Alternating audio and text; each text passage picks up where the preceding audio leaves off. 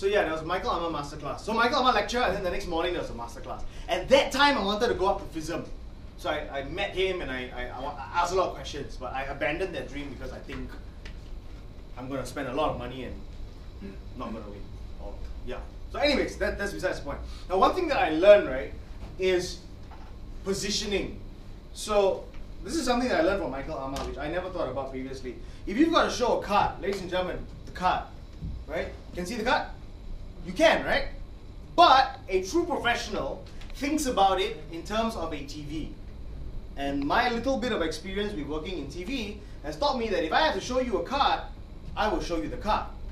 Now everybody gets to see this, rather than, right, the card. So a lot of times I feel that us magicians, we don't think about one very important prospect of performance, which is positioning. We don't position what we want to share. You know, we become prop demonstrators a lot of times, and it's okay if you're just trying to smoke your audience. I do that as well. I'll be very honest. Okay, like if a client tells me, "Hey Kyle, can you throw an extra 5 minutes?" I walk to my van, I open, I know got floating table inside. I go there and I just whack, and that's just me. And I apologize if floating table is something that you really love. But a lot of times, okay, sorry. A lot of times, we just become prop demonstrators. And I realize that the most important thing about magic, if you look at America's Got Talent, like there are some people that do little itsy bitsy things. The guy is winning the competition with a bloody Rubik's Cube. But what has made it work so well? What has made David Blaine work? Okay, forget about David Blaine, different style. What has made a lot of other performances work so well? Michael Carbonaro, in my opinion, is the best magic show that is out there. Because he has performed magic like it should be. He has made magic an experience, right? So let's just talk about my cards across, which is something that I do every single show. I enjoy it so much because I get two people up and I'm not doing magic anymore.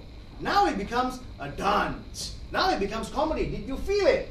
Now it becomes a sight gag. Did you feel it? Right? The things that I do, I'm just having fun with whoever that I have on stage. I'm not saying, okay, look, now count 10 cards. Okay, 10 cards. Ready? Boom, count, check, right? I talk about cards across and go back home. See you, Brenna. See you. Okay! Take care. Story of my life. Then I'll talk about that number thing and he will go home. So that's the first thing, right? Like position your stuff in a way whereby people can see it. And sometimes we got to just think, right? Like, this might seem as an insult. I really hope IBM doesn't kick me out for saying this. But if I'm doing a card trick and I know you guys are sitting there, why am I putting the card here? Seriously. Because I'm at the back and I'm like, I cannot see shit. Right? Like, for what? So what if we think about different ways? What if there was one here. Yeah, but what if, we find different ways, like Cassidy's product that I'm helping you, better get a cut. Cassidy's product that he demonstrated, right? Beautiful, it's great. You got your prediction, you want to pick a card, put it there, display. If you're counting 10 cards, nobody needs to see that. But if you've got a selection, let them see it. Let it be known that you have it. And so position it right lah. That's what I'm saying. If you're doing whatever it might be, if it's going to be too small, don't show people. Seriously. Sometimes club meetings, I realize people come in front, perform something that you haven't practiced, that doesn't work, that needs WD-40. No offense. No offense. But what I'm saying is, if you're not confident, right, don't do it. I think we are very forgiving in these four walls. If I did my free fly, that whatever rubbish that I showed you just now, if I did it at a paying gig, they would tear my check. Because I wasn't good at it, right? So maybe that's my little way of making up for my lack of skill. I'm not a very skillful magician. I know I'm not. I know I'm good, and I don't mean this with ego. I know I'm good, but I'm not skillful. I can't do like I can't. I could at one point of time, but I can't anymore, you know. So I make up for it with my personality, and that's what I think is my little cushion lah. When I fall, people go, "Oh, but it sure was fun." So what I'm saying about this whole thing, where I'm driving at, is two main things. Is A, position it right in a way whereby when people see you, they understand what you are doing, rather than the trick is just happening here. And no one else but you and the guy next to you can see and appreciate and value what we're seeing. I don't know, maybe the committee, we can think about something where some sort of stand, I don't know. Easy for me, talk is cheap. Easy for me to talk. There are ways around it, I'm pretty sure. You know. So that's one.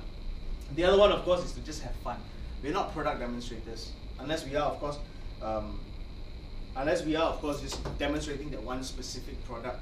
Another thing, and this is my personal pet peeve, is, I don't want to make this sound Hao-Lian. Okay, again, I apologize. If I sound Hao-Lian about this, I do not mean it. I literally just want this club to get 100 times better, okay? Because, look, IBM also means when you come down, you see some things, and let's be frank, sometimes we switch off. Anyone don't ever switch off one? Sure, right? Like we somehow would just look away, or we indulge in a conversation, or you know what the guy is performing, you go, "Hey Jeremy, 多少钱 right? Standard what? Now got Cassidy also. Commission gone already. And I think sometimes the reason why is because we don't package it nicely. Have you guys ever bought a magic product and it comes from your dealer and it looks so beautiful? I remember buying Vapor. Sense Minds, Vapor, right? Yeah. I remember buying Vapor. And the first thing I thought in my head is whatever money that I spent on it, 200, 300, whatever, I looked at it and I looked, whoa, nice it. Like the packaging was so nice, right? Now there are other products that are inferior to that. I can't think of anything specifically, but I'm sure you can resonate with the fact that sometimes you get a magic product and it's packaged so beautifully, when you open it, you feel disappointed. You're like, huh? 怎么样啊? What that one? But the packaging was great. But that's what sold it in the first place, right? So let's talk about how to sell our act. I'm not teaching you how to market yourself, how to package it together. Because, pardon me ma'am, because sometimes we just talk too much cock on stage. And it makes no damn sense. So, Derek might know this. Toastmasters a long time ago taught me something called prep. Have you heard of this, bro? Prep doesn't mean preparation. This is a very ugly R. Sorry. Prep doesn't mean preparation. Prep is something that you do at Toastmasters called Table Topics. And Table Topics is a little game which we should have one day, where you've got a hat, and in this hat there are topics for you to talk about, right? You reach inside the hat, you pull it out, and if it says the grey sky, you're given 3 minutes, 2 minutes, whatever, and you've got to talk non-stop about it, right? We should do that one day. IBM meeting, right? Put it in a hat, whatever lah, pick a card, trick, clairvoyance, trick lah, manipulation. Put yourself to the test lah, go inside, pull out, can do, cannot do, say sorry, and someone will teach us, and we have to learn from each other, right? So PREP stands for point of view, and this is something you can throw in your pattering, so we don't talk too much rubbish. Reasons, forgive the handwriting. Example, and same point of. Okay, so PREP essentially is your formula to presentations. When you're going to present anything, whether it's a magic effect or whether it's something that you're speaking about, you start off with your point of view. I think that magic is beautiful. I think that we are miracles in life. Point of view. Reason. We started off as an atom, a microorganism, and look at us now. Examples. And that is why we are indeed miracles. And you are a miracle worker, I'm a miracle worker. Today we're going to go into a miracle. Reach inside, la la la la la. But I just used PREP. And I just prevented myself from talking rubbish. Because sometimes we do. And I when I watch myself on video, sometimes I'm like, ayo, why did I go on rambling and have got no substance about what I'm talking about? So I just thought very quickly, it's 10:10, took longer than I expected. But that's something to think about. And I'm sure if we talk to Derek or myself, I'm not a Toastmaster, I've been for meetings many years ago. I participated in a competition once. It was fun, but then after a while I got lazy. So that's the truth. But this is something that I learned, and I learned this in secondary school. So I hope that this is something that will help you guys out.